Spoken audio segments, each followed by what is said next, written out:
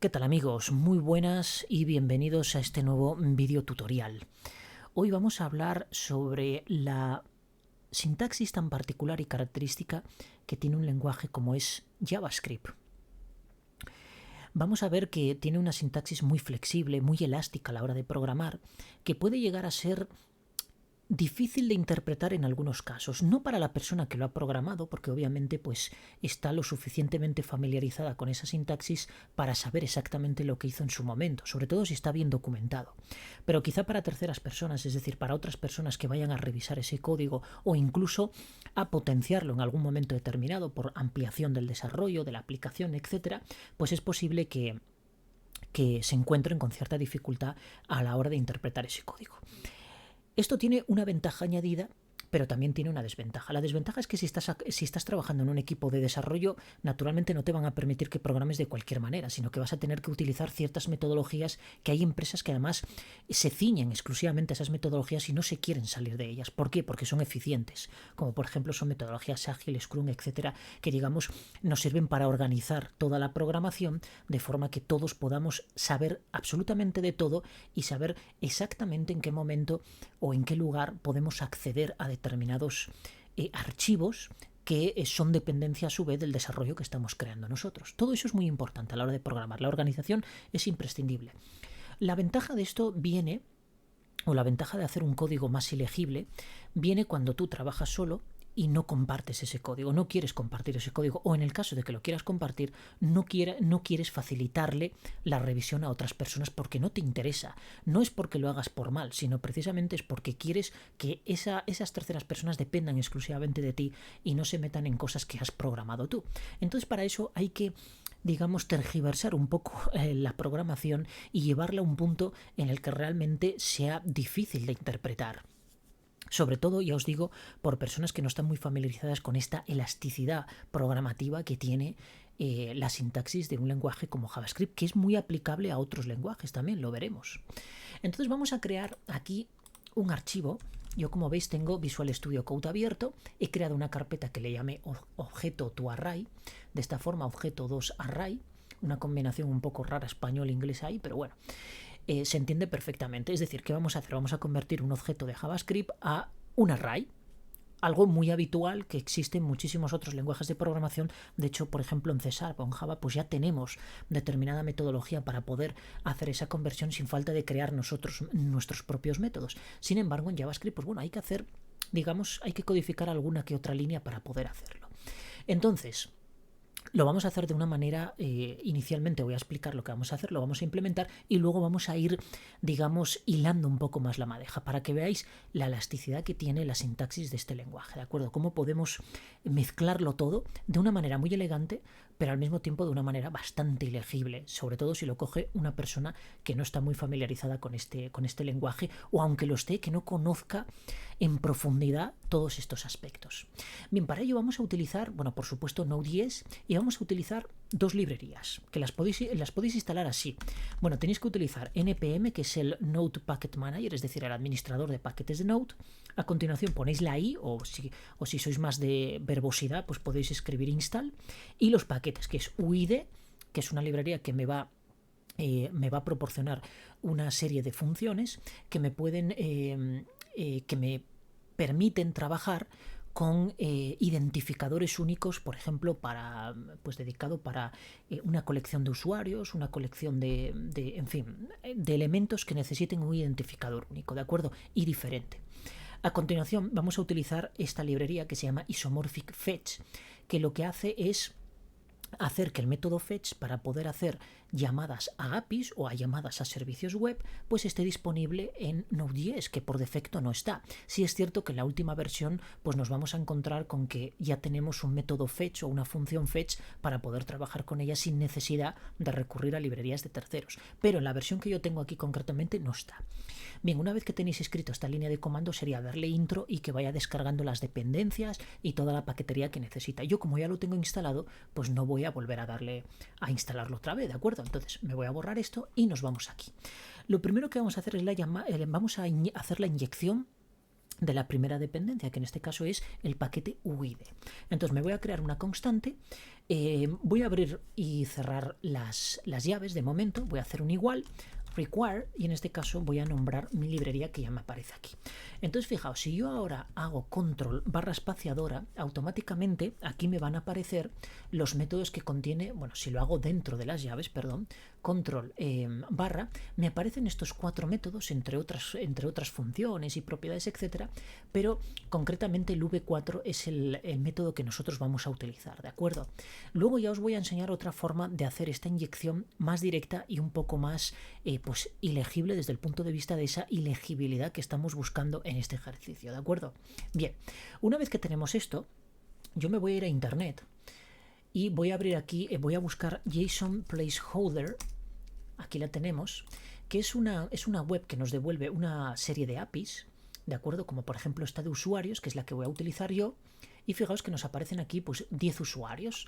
Esto es formato JSON, es un array de objetos que a su vez pues tiene una serie de propiedades, muchas de ellas que también son objetos. Por ejemplo, address pues tiene todas estas propiedades, street, suite, city, etcétera. Bien, yo no quiero los 10 usuarios, realmente solo quiero uno. Esto es para la llamada asíncrona que vamos a implementar en nuestra aplicación. Le damos y fijaos que tengo esto. Bien, si yo veo este árbol así tan curioso y tan bien formateado es porque tengo una extensión en Google Chrome que se llama JSON Formatter. Os la recomiendo, ¿de acuerdo? Porque se ve mucho mejor, porque hay muchas APIs que atacas y que quieres consumir y te aparece una cadena de texto ahí sin formateo ninguno. Entonces os recomiendo que instaléis esta extensión, ¿de acuerdo? Vamos a copiar esta URL y entonces yo aquí voy a crear una constante que le voy a llamar URL y en esta URL pues le voy a asignar toda esta cadena de texto que es la dirección web que acabamos de ver, ¿de acuerdo? Bien, ahora a continuación lo que voy a hacer es que voy a crear un método, una especie de método helper le llamo yo, porque realmente lo que va a hacer es como una especie de alias al console log. A mí el console log nunca me ha gustado, de hecho se utiliza muchísimo para depurar código, es una, digamos, una ventaja muy importante conocerlo, porque de esa manera pues puedes llegar a imprimir por pantalla determinados valores y ver sus contenidos y ver las diferencias que pueda haber, en fin, hacer una depuración rápida, ¿de acuerdo? Sin embargo, la denominación console.log a mí no me gusta, entonces yo prefiero utilizar una especie de alias y para eso vamos a crear una función flecha que le voy a llamar print para que sea más legible y a continuación le pasamos como argumento paran y entonces aquí sí que voy a poner console log y vamos a sacar por pantalla este paran. Bien, el siguiente paso que vamos a hacer es crear ya nuestro objeto, es decir, el objeto que vamos a convertir a un array. Le voy a llamar obj y lo voy a crear directamente abriendo llave, es decir, no va a haber una clase previa, luego veremos lo de la clase, pero inicialmente va a ser este objeto y vamos a empezar a describir o definir ese objeto. Entonces, para ello tenemos que tener perfectamente definido un esquema. Esto es como las tablas de SQL, cuando tenemos un esquema y queremos pues incluir en esa tabla determinados campos, determinados registros que tengan estas propiedades cada uno de esos campos, etcétera. Pues aquí viene a ser lo mismo. Lo que pasa es que dada la flexibilidad que tiene JavaScript, yo no puedo decirle que una propiedad sea de tipo numérico, de tipo string o de tipo lo que sea. No, aquí lo voy a asignar y en función de eso pues le va él asignando un valor por defecto, ¿de acuerdo? Pero valores que luego yo puedo cambiar a posteriori a lo largo de mi aplicación. Por ejemplo, el ID, pues este ID voy a hacer la llamada a v4 y sencillamente voy a hacer así. Es decir, yo ahí ya voy a tener almacenado mi ID, ¿de acuerdo? Es decir, un identificador único, que realmente es lo que me va a devolver v4. A continuación voy a utilizar un username, va a ser una propiedad username, y aquí es donde yo voy a incluir la llamada a esta API. ¿Y cómo la voy a incluir? Bueno, pues voy a hacer la inyección directa aquí. En vez de indirecta, como hemos hecho a través de v4, yo voy a hacerla directamente a través del require. Voy a hacer aquí, le voy a decir que es isomorphic fetch, y a continuación, ¿qué me inyecta cuando yo hago una llamada a esta librería isomorphic fetch? Pues me inyecta una función fetch que yo puedo llamar directamente de esta manera. Abro paréntesis, cierro paréntesis y le paso directamente la URL. Yo aquí lo que voy a tener es una promesa. De momento pendiente, va a estar sin resolver, pero vamos a ir avanzando poco a poco para que veamos que cuando imprima esto por consola me va a aparecer una promesa sin resolver. A continuación voy a tener una fecha de register date, que va a ser un objeto date, punto, y ahora lo que voy a hacer es formatearlo a, voy a aplicarle un formato que sea entendible, ¿de acuerdo? Es decir, día, mes y año. Entonces para ello vamos a convertirlo a tu local date string, con lo cual coge el collate del sistema, es decir, la configuración regional de tu sistema, y te lo va a mostrar. Si estás en España, pues será día, mes y año. Si estás en otro país que sea mes, día, año, por ejemplo en Reino Unido o en Estados Unidos, pues te lo visualizaría de esta manera, ¿de acuerdo? Y ya tenemos nuestro objeto terminado. Entonces yo ahora puedo utilizar mi función print y pasarle el obj. De esta manera me lo va a sacar por consola. Vamos a verlo. Con el comando node pongo el archivo a continuación que incluye mi código y le doy a intro. Y fijaos que aquí salen algunas cosas que no deberían salir. Primeramente me sale el ID, correcto. Esto es lo que fabrica internamente el método v4, ¿de acuerdo? De la librería UID. En username lo esperado, una promesa pendiente de resolver. ¿Por qué? Porque no está resuelta. No hemos aplicado ninguna metodología para resolver el contenido de esa promesa. Por tanto, nos aparece un objeto promise y pone que su estado es pending. Y en register date, que ya lo hice yo a propósito, fijaos que me faltaron unos paréntesis aquí de cierre de llamada a esa función. Entonces, si yo a esa función no la llamo, lo que me devuelve JavaScript es concretamente una especie de puntero hacia esa función. Es decir, me devuelve el objeto de la función, pero no me devuelve el resultado. Entonces tengo que hacer la llamada. Por tanto, tengo que abrir y cerrar paréntesis. Si yo grabo y vuelvo a ejecutar, fijaos que ahora lo que me devuelve es la cadena de texto que yo esperaba formateada como una fecha. Perfecto. Vamos a resolver esta promesa.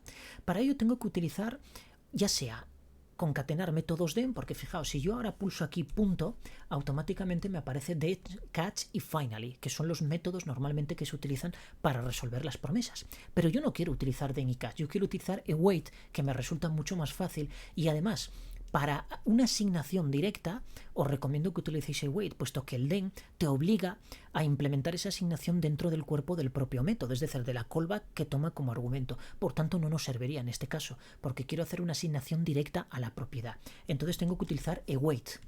Pero una vez que yo resuelva await, es decir, la promesa que me devuelve esa llamada de fetch, o en este caso indirectamente a través de require, me devuelve una promesa. Con await la resuelvo, por tanto me devolverá algo. ¿Qué me va a devolver? Bueno, en este caso me va a devolver un objeto response. Pero para yo poder acceder a los métodos de response no puedo acceder aquí directamente, porque yo si sigo poniendo aquí el punto me siguen apareciendo los métodos aplicables al objeto promise, no al objeto response. Entonces lo que tengo que hacer es envolver esto entre paréntesis, de este modo. Envuelvo esto entre paréntesis, ahora pongo el punto y ya no me aparece el famoso then, catch ni nada, sino que me aparece JSON, test, status, en fin, métodos que son aplicables al objeto response, perdón. Pongo JSON y JSON ¿qué me devuelve? Me devuelve otro objeto promise, entonces tengo que volver otra vez a resolverlo. ¿Y cómo resuelvo yo esa promesa? Pues precediendo toda esta cadena de texto de otro await.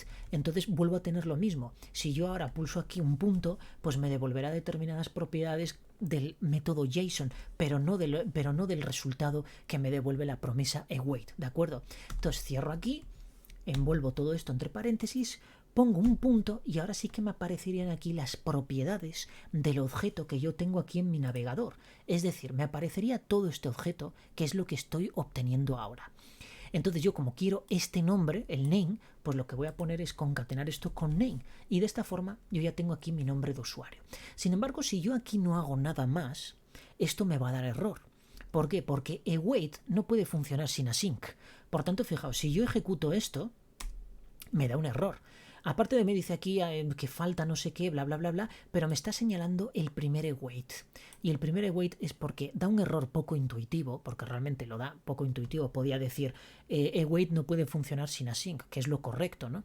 Pero bueno, en este caso nos dice que es un error sintáctico y que falta como una especie de paréntesis. Bueno, no es que falte una especie de paréntesis, sino que realmente lo que falta es la palabra sync. Bueno, para utilizar la palabra sync, y ya aprovecho para comentaros que la última versión de Node, que no es la que tengo yo aquí, porque concretamente la que tengo yo aquí, Node -- version, fijaos que es la 16.16. No sé exactamente por cuál va, pero podemos verlo aquí, Node.js, y entramos en Node, y fijaos, va por la 10, bueno, realmente la actual es la 19.01, pues esta versión ya incluye el await sin necesidad de que utilicemos la palabra async.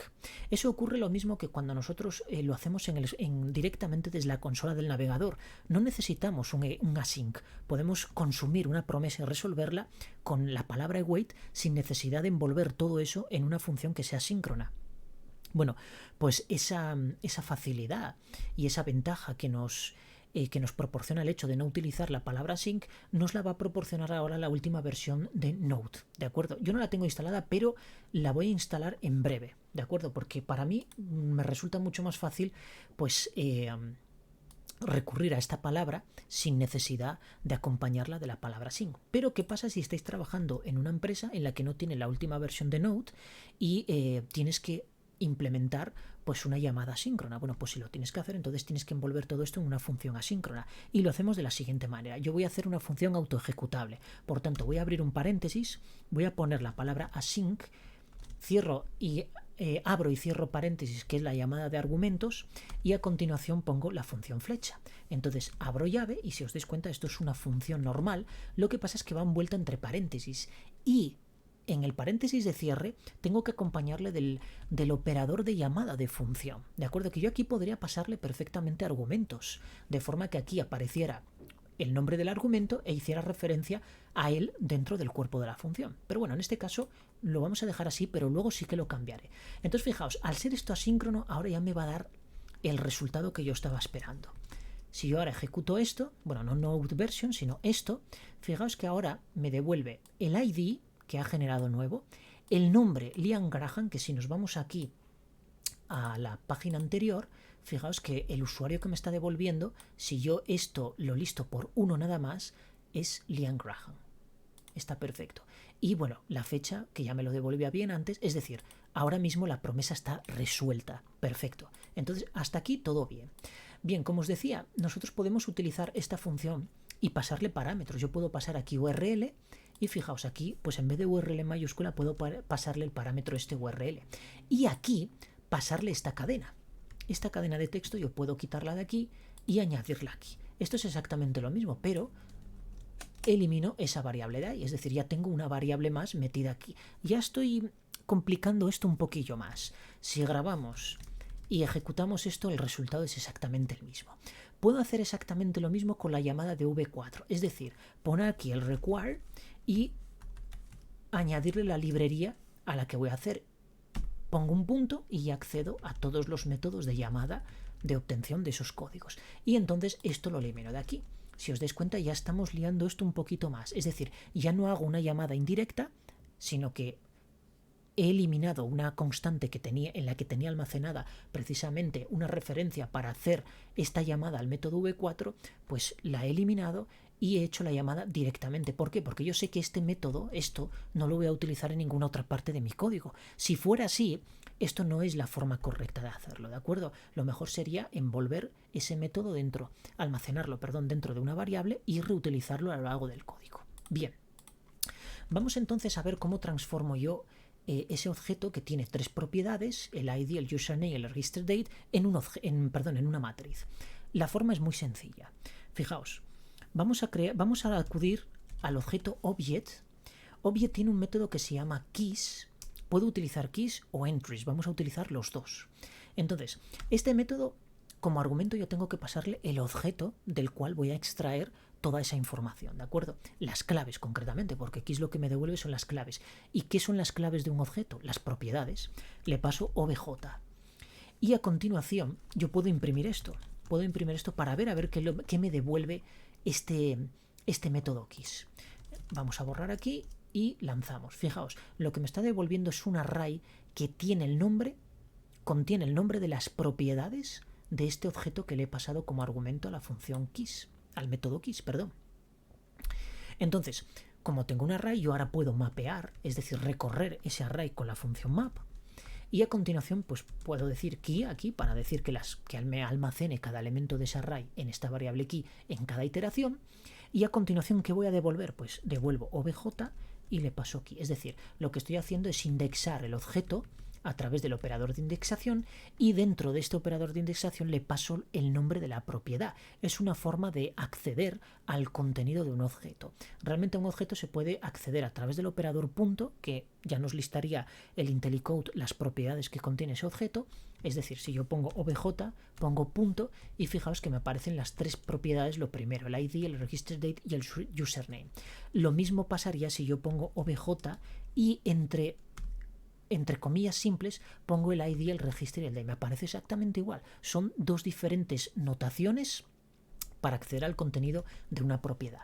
Entonces, si yo ahora grabo esto, como sé que map me devuelve un array, automáticamente me va a devolver el contenido de cada una de estas propiedades como un array. Fijaos, si yo hago esto, aquí tengo el contenido de esas propiedades como si fuera un array. Bien, vamos a utilizar otro método más, que en este caso es el entries. Entries, ¿qué me devuelve? Vamos a verlo. Vamos a poner print, vamos a utilizar el objeto object.entries. Y a continuación vamos a pasarle el objeto del cual queremos extraer información, que va a ser obj. Grabamos esto, vamos a hacer aquí un clear y lanzamos el programa. Fijaos que lo que me está devolviendo es un array de arrays. Y cada uno de los arrays contiene, por un lado, en el elemento 0, el nombre de la propiedad y en el elemento 1 contiene el contenido de esa propiedad. Entonces yo podría iterar por cada uno de estos elementos y obtener simplemente el elemento 1 de este array. Es decir, lo siguiente, yo puedo mapear esto, map, ahora no es una clave sino que es un item, es decir, un elemento de ese array, o podemos poner element, y entonces yo pongo item y lo que quiero es el elemento 1. ¿Por qué? Porque cada uno de estos item va a contener esto, perdón, esta línea de aquí. En la primera iteración, en la segunda contendrá esta y en la tercera esta. Por tanto, yo quiero acceder al elemento 1, que es el contenido. Y map, como me devuelve un array, pues entonces voy a tener exactamente lo mismo que antes. Fijaos que si yo borro esto, ahora lo lanzo y tengo exactamente el mismo resultado. ¿De acuerdo? Bien, pues hasta aquí perfecto. Yo podría crear aquí const object to array, es decir, un método al cual le pasemos un objeto y que nos va a devolver. Bueno, pues vamos a poner object. Vamos a hacerlo, por ejemplo, con keys. Entonces yo le paso el obj y a continuación pongo .map, ponemos la clave y lo que nos va a devolver es obj key, de esta forma. Y ya tengo aquí un método que me devuelve exactamente, a ver aquí, vale, me he equivocado, esto es así, que me devuelve exactamente lo mismo que aquí. Es decir, si yo elimino esto y ahora pongo print object to array y le paso el obj, voy a obtener el mismo resultado que antes, aplicando el método keys en este caso. Si os dais cuenta, exactamente lo mismo. Bien, vamos a ir un poco más allá para complicar esto más. Vamos a crear una clase y le voy a llamar mi clase. Esta clase va a tener un constructor al cual le vamos a pasar un ID, un username y por supuesto una register date. ¿De acuerdo? Entonces ahora vamos a hacer la asignación a las propiedades. El ID pues va a ser el ID, el username va a ser el username y por supuesto la fecha de registro pues va a ser la correspondiente fecha de registro. Sin embargo, en JavaScript no podemos tener más de un constructor. Si yo creara otro constructor aquí, porque necesito un constructor copia, de forma que le pase como argumento un objeto y me haga la copia de las propiedades de ese objeto a la nueva instancia que yo estoy creando. Eso no sirve, ¿de acuerdo? No puedo crear otro constructor aquí, pero sí puedo crear métodos estáticos de clase, es decir, un método de clase de forma que me devuelva un objeto, me instancia un objeto de la propia clase. Entonces puedo crear static. A continuación, ¿cómo le llamo? Bueno, pues por ejemplo, copy object. Y le paso, vamos a hacerlo en formato arrow function, es decir, función flecha. Le paso un obj como argumento y a continuación, ¿qué voy a devolver? Pues una instancia de mi clase, a la cual le voy a pasar el obj.id, el obj.username y el obj.register date. Ahí está, perfecto. De esta manera es un objeto, es un método que voy a poder llamar sin necesidad de crear una instancia de mi clase y que me va a devolver una instancia de esta clase, concretamente, cuyas propiedades van a ser exactamente las mismas que, bueno, el contenido de las propiedades va a ser exactamente las mismas que el objeto que yo le pase como argumento al método copyObject. Vamos a probarlo a ver. Entonces voy a crear un objeto, por ejemplo, voy a crear const obj1 igual a new mi clase, pero en este caso, fijaos que yo puedo crear aquí un objeto directamente con obj.id, obj.username, obj.registerdate, y de esta manera voy a tener exactamente lo mismo que antes, es decir, imprimo con el método print el objeto 1 y vais a ver que voy a tener el mismo resultado, ¿de acuerdo? Porque lo que está haciendo, lo que pasa es que ahora sí que es una referencia a mi clase, ¿de acuerdo? Porque es un objeto mi clase porque está definido, no es un objeto anónimo como antes, que este obj pues es un objeto anónimo, es decir, no pertenece a ninguna clase porque no la hemos creado. Ahora este sí que pertenece a una clase que concretamente es mi clase. Bien, entonces, ¿qué pasa si yo en obj1, pues en vez de hacer esto de new, voy a utilizar el método de clase copyObject y le paso el obj de esta forma? Bueno, pues que voy a tener el mismo resultado, es decir, en obj1 se va a almacenar exactamente lo mismo, y daos cuenta que aunque tengan las mismas propiedades, realmente esto pertenece a un objeto de mi clase, no es el objeto anónimo. Como tiene las mismas propiedades, voy a cambiar esta y le voy a poner, por ejemplo, date de esta forma, y por consola nos va a aparecer la propiedad date, ¿de acuerdo? Es decir, son diferentes, son objetos diferentes. De hecho, yo puedo cambiar una propiedad de obj1, por ejemplo, voy a poner username y voy a ponerle pues mi nombre, por ejemplo, ¿de acuerdo? Y entonces fijaos, si yo ahora imprimo aquí el obj1 y el obj a secas, vais a ver que son objetos completamente diferentes. Uno tiene como propiedad de nombre de usuario José Manuel y el otro tiene Liam Graham, mantiene lo mismo. Por tanto, son referencias completamente diferentes, ¿de acuerdo? Modifico las propiedades de uno y no afecta a las propiedades del otro. ¿Por qué? Porque se ha copiado. ¿Se ha copiado dónde? En el método estático o método de clase copyObject, a su vez de la clase mi clase. Bien, hasta ahí todo perfecto. Entonces, ¿cómo podemos complicar esto un poco más? Pues fijaos, si yo imprimo print y hago un new directamente a esta clase y la considero como anónima, y aquí utilizo los paréntesis y cierro aquí del método print perdón, la función print, y pongo aquí obj.id, obj.username, obj.registerdate, fijaos que voy a tener exactamente lo mismo que antes. Si yo ahora imprimo este objeto, vaya, clear, si yo ahora ejecuto esto, lo que tengo es una instancia de una clase anónima, porque esta clase no la voy a poder utilizar fuera. Es decir, si yo intento instanciar aquí mi clase, me va a dar un error porque no existe, ¿de acuerdo? De hecho, fijaos, si yo creo const, vamos a llamarle obj1 igual a new mi clase, aparece ahí, pero no va a funcionar. Entonces pongo, por ejemplo, no sé, como ID vamos a poner cualquier cosa. Como username vamos a poner José, y como fecha, pues bueno, ahora mismo vamos a poner cualquier cosa porque da exactamente lo mismo. Si yo ahora borro esto y lanzo el programa, fijaos que me dice que no puede hacer una referencia porque mi clase no está definida. No está definida porque se ha definido como clase anónima en el argumento de esta función, en el argumento de la función print. Por tanto, no puedo acceder fuera a ella y me da error. Es correcto, eso es correcto. Bien, borramos esto, vamos a borrar esto. ¿Y qué más cosas puedo hacer aquí? Bueno, pues lo que puedo hacer ahora es, en vez de utilizar new e instanciar un objeto de mi clase, lo que puedo utilizar es el método .copyObject y pasarle el objeto, el primer objeto que hemos creado, este de aquí, el obj, pasárselo directamente. Entonces, ¿qué me va a imprimir print? Bueno, pues me va a imprimir las mismas, bueno, no he grabado, perdón. Me va a imprimir las mismas propiedades que antes. El date, que por cierto lo voy a cambiar porque no me gusta, prefiero register date. Y es más, vamos a poner aquí, para que se ejecute esto, vamos a poner un console.clear para que se me borre la pantalla cada vez que ejecuto la aplicación y no tenga yo que poner a clear, aunque ya lo hago por defecto prácticamente. Y fijaos que lo que me está devolviendo es una instancia nueva de mi clase, que es lo que hace copyObject copiando las propiedades de este objeto. Pero puedo ir más allá. ¿Y cómo puedo ir más allá? Pues en vez de OGBJ, yo puedo pasarle el objeto directamente aquí. Como es un objeto realmente anónimo, porque no pertenece a ninguna clase, pues fijaos, lo pongo aquí y voy a borrar esto de aquí. Esto lo voy a borrar. Y me lo dejo así. Grabo esto y si ahora hago nodeIndex, fijaos que me está devolviendo exactamente lo mismo. ¿De acuerdo?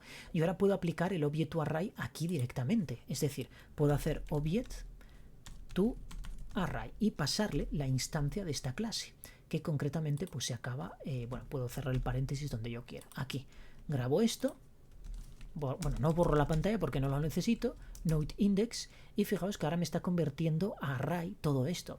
Pero yo podría prescindir de este object to array, quitarlo de aquí, y lo que puedo hacer es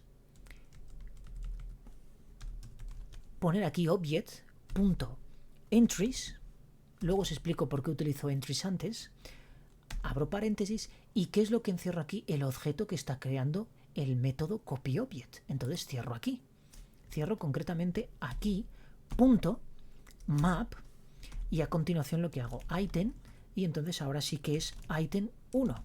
Y me está haciendo exactamente lo mismo que antes. Es decir, yo ya puedo eliminar este objeto de aquí, o sea, este método de aquí, o función más bien, porque eso no es un método, es una función, puesto que no pertenece a ninguna clase en particular, aunque bueno, realmente sabemos que es un método, es función, realmente son todo métodos, no existen funciones, son todo métodos, porque todo es un objeto y todo es una clase. Si ahora ejecutamos esto, fijaos que me está devolviendo lo mismo, pero daos cuenta cómo lo hemos complicado ya. Es decir, en entries le estamos aplicando aquí la instancia de una clase anónima a la que a su vez estamos llamando o recurriendo más bien a uno de sus métodos estáticos copyObject, que es un método de clase. Método al que le estamos pasando como argumento un objeto que definimos aquí directamente, que a su vez estamos llamando a las librerías, inyectándolas directamente aquí, tanto el UID como el isomorphic fetch. Estamos haciendo la llamada asíncrona aquí, resolviendo promesas para obtener un nombre de usuario, que esto puede resultar un poco surrealista, porque realmente, pero bueno, es desde un punto de vista pedagógico, ¿verdad? Porque no tendría mucho sentido, pero puede que en un momento determinado necesitamos obtener alguna información de una API y que queramos meter en una propiedad de un objeto. Bueno, pues la forma es esta, ¿de acuerdo? Si os dais cuenta, he utilizado entries aquí. ¿Por qué? Porque aquí no tengo que hacer referencia a ningún objeto e indexar sus claves o sus propiedades. Pero ¿qué pasaría si utilizo keys? Bueno, pues si utilizo keys, realmente no tengo que cambiar nada más. Simplemente, bueno, puedo poner aquí key por convención. Aquí, entonces, necesito un objeto y aquí key, pero es que ese objeto no va a existir. ¿Dónde está este objeto definido? No existe. Vamos a grabar esto. Borramos, lanzamos y lo primero que me dice es que OBJ no está definido. Es decir, con entries no había problema porque estábamos indexando un array que además me devuelve el propio método entries. Pero ¿qué pasa con el método keys, que me devuelve un array de las claves del objeto anónimo que le estamos pasando? Por tanto, si ese anónimo no tiene nombre y no puedo hacer referencia a él. Bueno, pues es tan sencillo como hacer una asignación interna aquí, obj igual a esto, perdón, obj, y de esta manera yo ya puedo hacer referencia aquí a las propiedades de este objeto que ya ha dejado de ser anónimo, es decir, ya tiene cierto scope o cierto ámbito dentro de lo que es el argumento de esta función print, porque desde luego fuera de él pues no va a tener ningún tipo de validez. Grabamos, ejecutamos y fijaos que me está devolviendo exactamente lo mismo, es decir, las propiedades transformadas a un array de ese objeto. Como veis, hemos liado esto un poco. De hecho, esta función print pues podría perfectamente estar también aquí dentro y sin necesidad de esto. Yo me la podría cargar y poner aquí, pues en vez de print, un console.log y viene a ser exactamente lo mismo, ¿de acuerdo? Vamos a borrar este clear de aquí y fijaos que lo que tengo es una función que me transforma todo esto, me transforma todo un objeto anónimo que tengo dentro en un array que precisamente los elementos de ese array son los valores de las propiedades de ese objeto anónimo que hemos instanciado. Como veis, esto es totalmente ilegible, pero fijaos la elasticidad y la flexibilidad que tiene la sintaxis de JavaScript, hasta el punto de crear pues, el objeto anónimo, de crear un método que a su vez toma como argumento un método que definimos dentro del propio argumento, que nos devuelve esa instancia que la estamos creando. Fijaos que estamos definiendo la clase aquí al mismo tiempo que creando la instancia con este método, que es un método de la propia clase anónima. Todo esto multiplicado por 10, si os interesa, lo tenéis en TypeScript. TypeScript es un lenguaje que transpila a JavaScript, pero realmente pues su sintaxis, aunque es muy parecida y cumple con la mayoría de la sintaxis, digamos, pues tiene como un 70% de las, y quizá más, un 80% de la sintaxis de TypeScript es JavaScript. Sin embargo, tiene su propia sintaxis, que son los tipos, por eso se llama TypeScript, porque se fundamenta en crear tipos. De hecho, tengo un vídeo que hablo de esa particularidad de TypeScript creando tipos, y os lo recomiendo porque la forma de crear o de convertir un objeto a un array es bastante diferente a como lo estamos haciendo aquí, ¿de acuerdo? Porque TypeScript ya nos permite, con una sintaxis muy característica de él y propia de él, hacer esto de una manera mucho más rápida. Bueno, amigos, yo espero que este vídeo os haya gustado y hayáis aprendido algo, que es lo fundamental. Y nada, si os gusta dejáis el like y si no os gusta, pues nada, nos vemos en el siguiente, que espero que os guste. Muchísimas gracias. Adiós.